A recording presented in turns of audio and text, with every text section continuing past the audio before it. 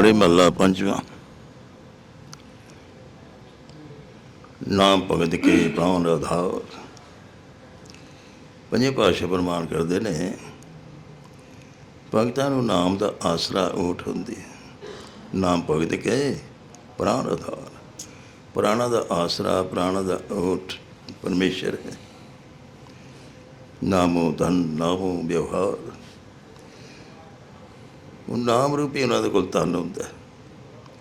सारा व्यवहार भी परमेश्वर के नाम नाल ही होंदा उन्होंने। जो कुछ उन्होंने करना है, जो व्यवहार है, परमेश्वर के नाम का ही आसरा लैके करते हैं। दृष्टांत दिन राजा जनक दा। पिछले जन्म राजा जनक निमी राजा सन। राजा निमी ये भी बड़े तपस्वी और साधु सेवी होए। वशिष्ठ महाराज इन्हों के गुरुदेव सन और इन्होंने फिर एक नगर बसाया, बजंत नगर, ते गौतम ऋषि के आश्रम के कोल ही। बड़े प्रेम नाल राज प्रबंध करते सन। जनता बड़ी प्रसन्न सी। एक बार इन्हें मन च ख्याल आया कि 1000 साल का यज्ञ किया जाए। लगातार 1000 साल उस यज्ञ में चलाया जाए। अपनी इच्छा ने गुरुदेव शिष्य महाराज को की कि मेरी इच्छा है मैं 1000 साल वास्ते यज्ञ करा। शिष्य महाराज कह लगे भाई मैं राजा इंद्र नाल पहले गलबात कर चुका। 500 साल का यज्ञ उन्होंने करना है, तो मैं उतो यज्ञ तो फारग होके आके फिर थोड़े यज्ञ करांगा। राजा ने मैंने कोई जवाब ना दिता। वशिष्ठ महाराज सोचा भी नहीं, हाँ ही है, भी जवाब जो नहीं दिता। वशिष्ठ महाराज चले गए स्वर्ग लोक राजा इंद्र का यज्ञ करने वास्ते। पिछे राजा निमि ने सोचा है शरीर का की पता कदों चला जाए, इस करके यज्ञ का मन च विचार किया शुरू कर देना चाहिए। 500 साल उड़ीकन का कोई लाभ नहीं, तो यज्ञ कर दिए। उन गौतम ऋषि ने बुला के होता बना के कुछ होर ऋषियों ने बिठा दिता। यज्ञ आरंभ हो गया। 500 साल बाद वशिष्ठ मुनि आए भी उत्थे जाके राजा निमि का यज्ञ शुरू करना है। आगे देखा जी यज्ञ तो हो रहा है। गौतम ऋषि इत्यादि ऋषि मुनि बैठे ने, यज्ञ हो रहा है। राजा जनक के मन से बड़ा ख्याल आया। निमी रूप से राजा ने सोचते ने शरीर का समा पता नहीं होता, इस करके शुभ कर्म को देरी नहीं करनी चाहिए करने वास्ते। अति शीघ्र जोड़ा भी शुभ काम है कर देना चाहिए। जिस करके इन्हें यज्ञ शुरू करता से शिष्य महाराज ने विचार किया, देखो ये मेरी इंतजार ही नहीं की, बड़ा हंकार है इसने। इस करके जाओ मैं श्राप देना, इसका शरीर पात हो जाए, देह विहीन हो जाए। एकदम राजा उसलिए आराम कर रहे थे, उन्होंने जाग खुल गई श्राप के कारण।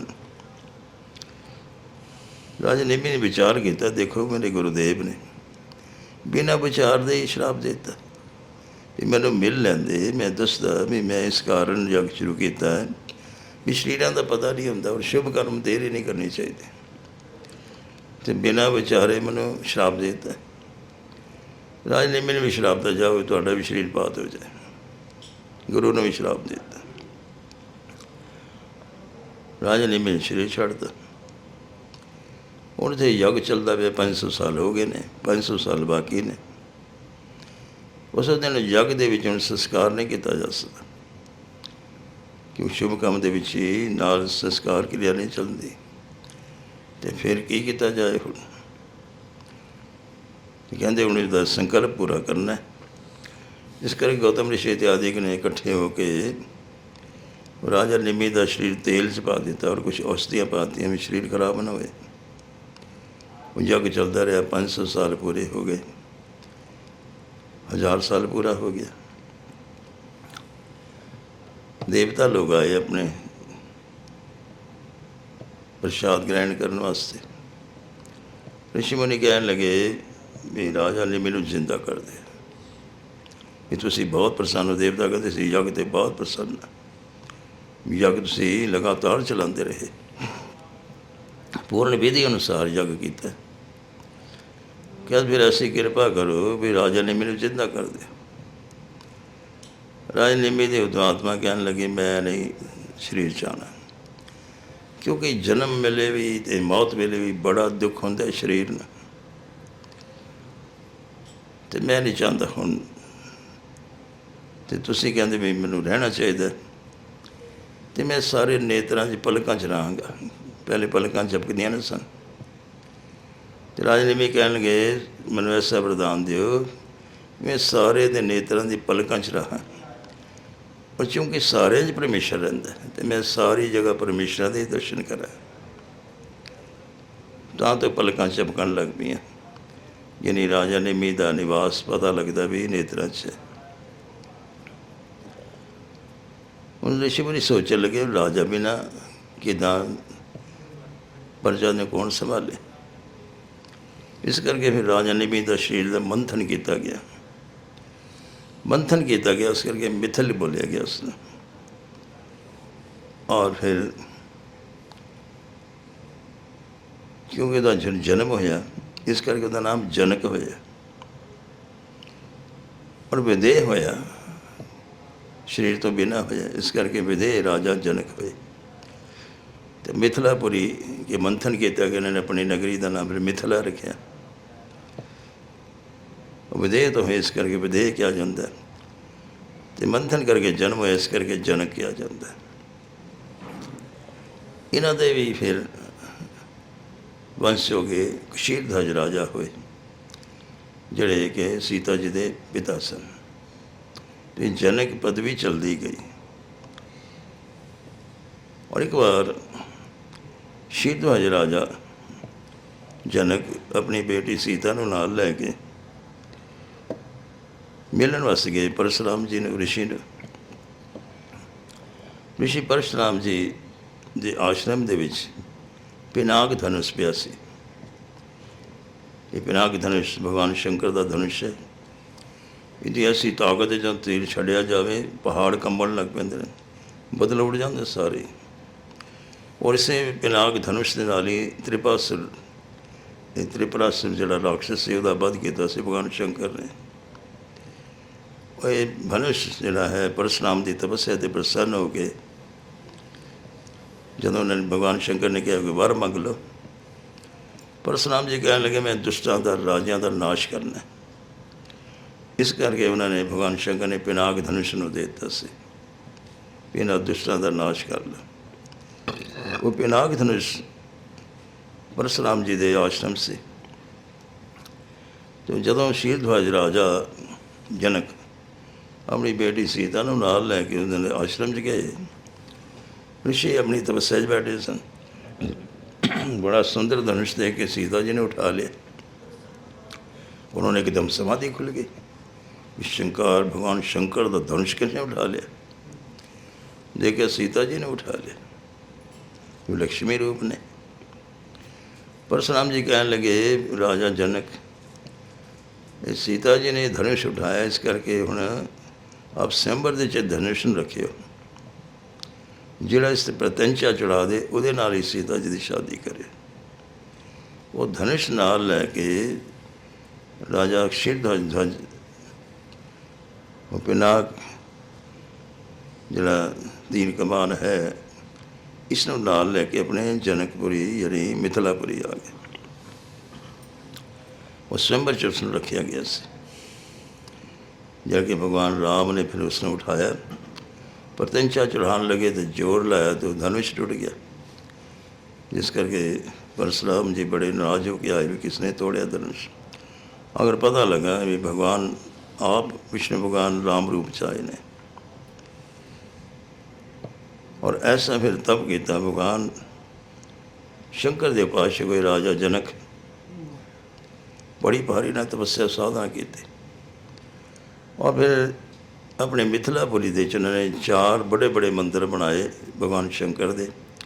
ਚਾਰੋਂ ਦਿਸ਼ਾ ਵਿੱਚ, ਰਾਜ ਦੇ ਚਾਰੋਂ ਦਿਸ਼ਾ 'ਚ 4 ਮੰਦਰ ਬਣਾਏ, ਚਾਰਾਂ ਪਾਸੇ, ਵੀ ਉੱਥੇ ਦੀ ਪ੍ਰਜਾ ਜਿੱਥੇ ਵੀ ਜਿਹੜੀ ਜਾਣਾ ਚਾਹੇ ਭਗਵਾਨ ਸ਼ੰਕਰ ਦੇ ਮੰਦਰ ਦਰਸ਼ਨ ਕਰੇ। ਇਸ ਤਰ੍ਹਾਂ ਬੜੇ ਭਗਤ ਹੋਏ। ਅਸ਼ਟਾਵਕਰ ਮੁਨੀ ਨੂੰ ਇਹਨਾਂ ਨੇ ਆਪਣਾ ਗੁਰੂ ਧਾਰਨ ਕੀਤਾ ਸੀ। ਸੁਖਦੇਵ ਮੁਨੀ ਦੇ ਗੁਰੂ ਹੈ ਰਾਜਾ ਜਨਕ। ਵਧੇ ਸਨ। ਇੰਨੀਆਂ ਰਾਣੀਆਂ ਹੁੰਦੇ ਵੀ ਆਪਣੇ ਪਰਮੇਸ਼ਰ ਦੇ ਇਤਿਹਾਸ 'ਚ ਐਸੇ ਜੁੜੇ ਸਨ ਕਿ ਇਹਨਾਂ ਨੂੰ ਬਾਣੀ 'ਚ ਵੀ ਲਿਖਿਆ ਗਿਆ, ਧੰਨ ਧੰਨ ਰਾਜਾ ਜਨਕ ਹੈ ਜਿਨ ਸਿਮਰਨ ਕੀਓ ਵਿਵੇਕ, ਇਹ ਘੜੀ ਕੇ ਸਿਮਰਨੇ ਪਾਪੀ ਤਰਿਆ ਨੇ।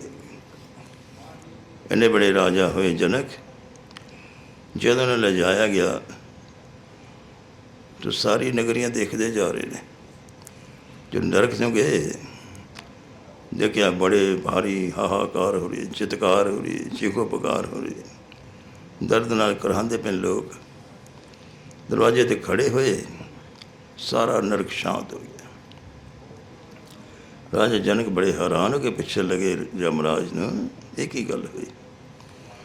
ਕਹਿੰਦੇ ਮਹਾਰਾਜ ਆਪ ਦਾ ਇਤਨਾ ਭਜਨ ਹੈ, ਤਪੱਸਿਆ ਹੈ, ਸਾਧਨਾ ਹੈ ਕਿ ਤੁਹਾਡੇ ਨਾਲ ਜਿਹੜੀ ਵਾਯੂ ਸਪਰਸ਼ ਹੋ ਕੇ ਜਾਰੀ ਨਰਕ ਨੂੰ, ਉਹ ਸਾਰੇ ਨੂੰ ਸ਼ੀਤਲ ਕਰ ਗਈ। ਸਾਰੇ ਜੀਵ ਸ਼ੀਤਲ ਹੋ ਗਏ, ਸ਼ਾਂਤ ਹੋ ਗਏ, ਦੁੱਖ ਪੀੜਾ ਸਭ ਦੀ ਖਤਮ ਹੋ ਗਈ। ਇਸ ਕਰਕੇ ਸਾਰਾ ਨਰਕ ਸ਼ਾਂਤ ਹੋ ਗਿਆ। ਕਹਿੰਦੇ ਮਹਾਰਾਜ ਚਲੋ ਚਲੀਏ। ਰਾਜਾ ਜਨਕ ਕਹਿਣਗੇ, ਦੇਖੋ ਅਗਰ ਮੇਰੇ ਇੱਥੇ ਬੈਠਣ ਨਾਲ ਇਤਨੇ ਜੀਵਾਂ ਨੂੰ ਸੁੱਖ ਮਿਲਦਾ ਅਤੇ ਮੈਂ ਬੈਕੁੰਠ ਜਾ ਕੇ ਕੀ ਕਰਨਾ, ਮੈਂ ਇੱਥੇ ਠੀਕ ਹਾਂ। ਕਹਿੰਦੇ ਨਹੀਂ ਮਹਾਰਾਜ, ਆਪ ਦਾ ਸਥਾਨ ਬੈਕੁੰਠ 'ਚ ਹੈ, ਇਹ ਤਾਂ ਨਰਕ ਹੈ। ਕਹਿੰਦੇ ਜੀਵਾਂ ਨੂੰ ਸੁੱਖ ਮਿਲਦਾ, ਮੈਂ ਬੈਕੁੰਠ ਜਾਂ ਸਵਰਗ ਨਾਲ ਕੀ ਤਲਕ ਮੇਰਾ, ਅਤੇ ਜੀਵਾਂ ਨੂੰ ਸੁੱਖ ਦੇਣਾ। ਇੰਨੇ ਪਰਉਪਕਾਰੀ ਸਨ ਰਾਜਾ ਜਨਕ। ਕਹਿੰਦੇ ਮਹਾਰਾਜ ਫਿਰ ਆਪ ਆਗਿਆ ਕਰੋ। ਕਹਿੰਦੇ ਜਾਂ ਫਿਰ ਇਹਨਾਂ ਨੂੰ ਛੱਡ ਦਿਓ ਅਤੇ ਤਾਂ ਹੀ ਸਮਝਾਵਾਂਗੇ। ਕਹਿੰਦੇ ਮੈਂ ਤਾਂ ਭਗਵਾਨ ਦਾ ਆਗਿਆਕਾਰੀ ਹਾਂ, ਮੈਂ ਆਪਣੀ ਮਰਜ਼ੀ ਨਹੀਂ ਕਰ ਸਕਦਾ। ਜੀਆਂ ਨੂੰ ਦੰਡ ਮਿਲਦਾ ਪਿਆ ਕਰਮ ਅਨੁਸਾਰ। ਕਹਿੰਦੇ ਭਗਵਾਨ ਜੇ ਕਹਿਣਗੇ ਤਾਂ ਹੀ ਹੋ ਸਕਦਾ ਕਿ ਪੁੱਛੇ ਵੇ। ਧਰਮਰਾਜ ਗਏ, ਭਗਵਾਨ ਨੂੰ ਪੁੱਛਿਆ ਜੀ ਇਸ ਤਰ੍ਹਾਂ ਦੀ ਗੱਲ। ਰਾਜਾ ਜਨਕ ਉੱਥੇ ਬੈਠ ਗਏ ਨੇ, ਉਹ ਕਹਿੰਦੇ ਨੇ ਜੀਆਂ ਨੂੰ ਸੁੱਖ ਮਿਲਦਾ ਮੇਰੇ ਇੱਥੇ ਬੈਠਣ ਨਾਲ, ਤਾਂ ਮੈਂ ਇੱਥੇ ਠੀਕ ਹਾਂ। ਅਤੇ ਅਗਰ ਮੈਨੂੰ ਬੈਕੁੰਠ ਲੈ ਜਾਣਾ ਤਾਂ ਇਹਨਾਂ ਜੀਆਂ ਨੂੰ ਇੱਥੋਂ ਫਾਰਗ ਕਰੋ, ਖਾਲੀ ਕਰੋ। ਮੈਂ ਇਹਨਾਂ ਜੀਆਂ ਦਾ ਦੁੱਖ ਨਹੀਂ ਦੇਖ ਸਕਦਾ। ਭਗਵਾਨ ਕਹਿੰਦੇ ਜਿੱਦਾਂ ਰਾਜਾ ਜਨਕ ਕਹਿੰਦੇ ਉੱਦਾਂ ਕਰ ਦਿਓ। ਜੇ ਕਹਿੰਦੇ ਨਰਕ ਖਾਲੀ ਕਰ ਦਿਓ, ਕਰ ਦਿਓ। ਜੇ ਉਹ ਕਹਿੰਦੇ ਨਰਕ ਬੰਦ ਕਰੋ ਤਾਂ ਬੰਦ ਕਰਨਾ ਪੈ ਜਾਣਾ। ਮੈਂ ਭਗਤਾਂ ਦੀ ਗੱਲ ਉਲਟਾ ਨਹੀਂ ਸਕਦਾ। ਇਹ ਭਗਤ ਹੈ, ਜੋ ਬਚਨ ਕਰਨ ਮੈਨੂੰ ਮੰਨਣਾ ਪੈਂਦਾ। ਇਸ ਕਰਕੇ ਜੇ ਉਹ ਕਹਿੰਦੇ ਨਰਕ ਖਾਲੀ ਕਰ ਦਿਓ ਤਾਂ ਖਾਲੀ ਕਰ ਦਿਓ। ਯਮਰਾਜ ਕਹਿਣਗੇ ਮਹਾਰਾਜ ਨਰਕ ਖਾਲੀ ਕਰਤਾ, ਮੈਂ ਰਾਜਾ ਕਿਹਦਾ ਰਹਿ ਗਿਆ? ਜਨਤਾ ਹੀ ਨਹੀਂ ਹੋਈ ਤਾਂ ਰਾਜਾ ਕਾਹਦਾ? ਕਹਿੰਦੇ ਕਲਯੁਗ ਆ ਰਿਹਾ, ਤੇਰੇ ਨਗਰ ਸਾਰੇ ਭਰ ਜਾਣਗੇ। ਸਾਰੇ ਜੀਆਂ ਨੂੰ ਰਾਜਾ ਜਨਕ ਨੇ ਉੱਥੇ ਨਰਕ ਤੋਂ ਕੱਢਤਾ ਵੀ ਜਾਓ ਹੁਣ ਆਪਣੀ ਕਲਿਆਣ ਕਰੋ। ਅਤੇ ਉਹ ਜੀਵ ਹੁਣ ਆਏ ਉਹਨੇ ਧਰਤੀ 'ਤੇ। ਜੇ ਹੁਣ ਵੀ ਉਹਨਾਂ ਨੇ ਕਲਿਆਣ ਨਾ ਕੀਤਾ ਅਤੇ ਫਿਰ ਪਤਾ ਨਹੀਂ ਕਦੋਂ ਸਮਾਂ ਮਿਲੇ ਨਾ ਮਿਲੇ। ਇਹ ਰਾਜਾ ਜਨਕ ਦੇ ਨਰਕਾਂ 'ਚ ਕੱਢੇ ਜੀਅ ਨੇ ਆਪਣੇ ਕਲਿਆਣ ਵਾਸਤੇ ਧਰਤੀ 'ਤੇ ਬਾਦਲੋਕ 'ਤੇ ਆਏ ਹੋਏ ਨੇ। ਇਸ ਤਰ੍ਹਾਂ ਐਸੇ ਬੜੇ ਭਗਤ ਹੋਏ ਜਿਨ੍ਹਾਂ ਨੇ ਕਿ ਆਪਣੀ ਤਪੱਸਿਆ ਸਾਧਨਾ ਦੇ ਨਾਲ ਹੀ ਨਰਕ ਖਾਲੀ ਕਰਾ ਦਿੱਤੇ। ਇਸ ਸੰਸਾਰ ਦੇ ਜੀਵ ਨੂੰ ਆਪਣੀ ਕਲਿਆਣ ਵਾਸਤੇ, ਆਪਣੇ ਨਰਕ ਤੋਂ ਬਚਣ ਦਾ ਨਹੀਂ ਇੰਨਾ ਭਜਨ ਪਾਠ ਹੋ ਪਾਉਂਦਾ ਵੀ ਆਪ ਹੀ ਨਰਕ ਤੋਂ ਬਚ ਜਾਏ। ਲੇਕਿਨ ਰਾਜਾ ਜਨਕ ਦਾ ਇੰਨਾ ਤਪ ਸੀ ਕਿ ਸਾਰਾ ਨਰਕ ਹੀ ਖਾਲੀ ਕਰਾ ਦਿੱਤਾ। ਅੱਜ ਵੀ ਉਹਨਾਂ ਦਾ ਸਥਾਨ ਹੈ, ਮਿਥਿਲਾਪੁਰੀ ਹੈ, ਗੰਗਾ ਦੇ ਕਿਨਾਰੇ 'ਤੇ, ਜਿਹੜੇ ਭਗਵਾਨ ਰਾਮ ਦੇ ਸਸੁਰਾਲ ਨੇ। ਅਤੇ ਮਹਾਰਾਜ ਫਰਮਾਨ ਕਹਿੰਦੇ ਨੇ ਨਾਮ ਭਗਤ ਕੇ ਪ੍ਰਾਣ ਆਧਾਰ, ਨਾਮ ਭਗਤ ਕੇ ਪ੍ਰਾਣ ਆਧਾਰ। ਭਗਤਾਂ ਦਾ ਪ੍ਰਾਣ ਆਧਾਰਾ ਪਰਮੇਸ਼ਰ ਹੈ, ਨਾਮ ਹੈ। ਨਾਮੋ ਧਨ ਨਾਮੋ ਵਿਵਹਾਰ। ਉਹ ਨਾਮ ਰੂਪੀ ਉਹਨਾਂ ਦਾ ਧਨ ਹੁੰਦਾ ਅਤੇ ਨਾਮ ਨਾਲ ਹੀ ਉਹਨਾਂ ਦਾ ਵਿਵਹਾਰ ਹੁੰਦਾ। ਨਾਮ ਵਡਾਈ ਜਨ ਸੋਭਾ ਪਾਏ। ਇਹ ਨਾਮ ਦੀ ਵਡਿਆਈ ਹੈ। ਜਿਹੜਾ ਵੀ ਕਰਦਾ ਨਾਮ ਜਪਦਾ ਉਹ ਸੋਭਾ ਪਾਉਂਦਾ ਲੋਕ ਪਰਲੋਕ ਦੇ ਵਿੱਚ। कर किरपा जिस आप दिवाए। पर जिससे आप प्रभु किरपा करे उन्होंने भी आप दिवाते ने नाम रहा। नाम भगत के सुख स्थान, नाम भगत के सुख स्थान। इस सुखों का खजाना है, सुखों का स्थान है जिन्हें नाम है भगती भावना प्राप्त होता है। नाम रथ सब भगत प्रवान, जिन नाम ने हमेशा लगे रहते हैं वो भगत प्रवान परमात्मा के दरबार च प्रवान होंगे ने। हर का नाम जन को उधारे, या हर का नाम जन को उधारे। ये हरि का परमेश्वर का नाम है जिन जना की कल्याण करता है, ओट आसरा देंदा है। और राजा जनक वर्गे जड़े के इतना तप साधना करके नरका नूं खाली करा दिता। सास सास जन नाम समारे, इस कहते ने जड़े भगत ने परमेश्वर के प्यारे ने श्वास श्वास उस परमेश्वर का नाम जपते हैं। वो नाम उन्होंने सवार देंदा है। कहा नानक जिस पूरा भाग, कि जिसका पूरा भाग है, किस्मत पूरी है, अच्छे कर्म किए हुए ने तां पूरे भाग बनते हैं। नाम संग ताका मन लाग, कि उन्हों का मन परमेश्वर के नाम नाल लगता है। जिन्हें पूरे भाग जिन्होंने होंगे ने। और नानक जिस पूरा भाग नाम संग ताका मन लाग, उन्हों का मन लगता है परमेश्वर के नाम जपण विच।